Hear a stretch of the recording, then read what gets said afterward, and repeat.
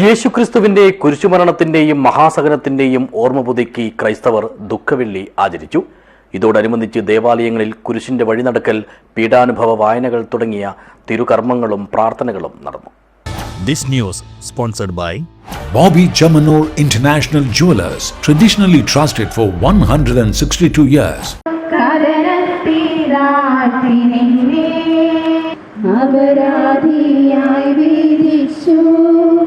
കൽമഷം കലരാത്ത കർത്താവിനെ കൈവല്യദാതാവി കാരുണ്യം കൈകൊണ്ട് കലരാത്ത കുറ്റങ്ങൾ നിരയായി ചുമത്തി പരിശുദ്ധാത്മാവിൻ കാരുണ്യം കൈകൊണ്ട് കഥനത്തിലാഴ്ത്തി നിന്നെ.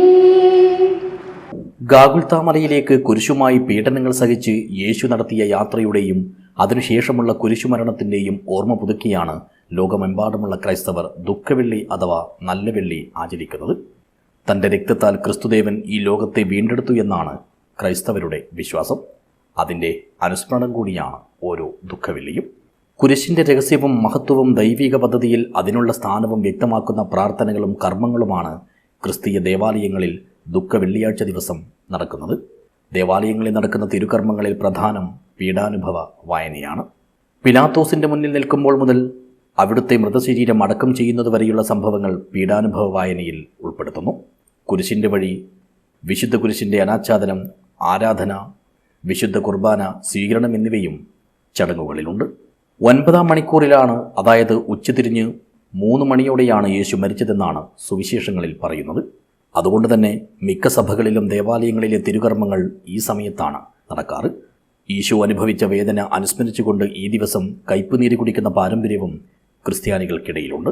ദുഃഖവെള്ളിയോടനുബന്ധിച്ച് പടന്നക്കാട് ശാന്തിഗ്രാം നല്ലടിയം ദേവാലയത്തിൽ നടന്ന പ്രത്യേക പ്രാർത്ഥനകൾക്കും തിരുകർമ്മങ്ങൾക്കും തലശ്ശേരി അതിരൂപത വികാരി ജനറൽ മോൻസി ജോർജ് മാത്യു ഇളന്തുരുത്തിപ്പടവിൽ, അതിരൂപത Adam ministry director father Priyesh Kalarimuri, assistant വികാരി ഫാദർ അരുൺ ആയില്യക്കുന്നേൽ എന്നിവർ നേതൃത്വം നൽകി.